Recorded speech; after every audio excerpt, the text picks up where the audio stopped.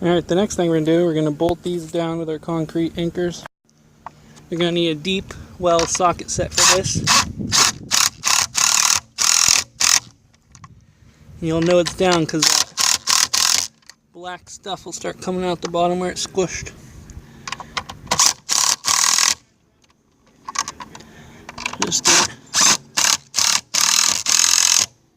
Just want to get it down as far as you can. Don't lose your sockets in your septic tank.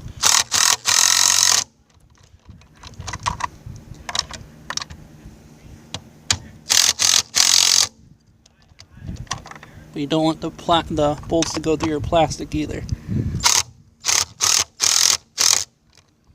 I'd say about midway. You can really see that squishing out now.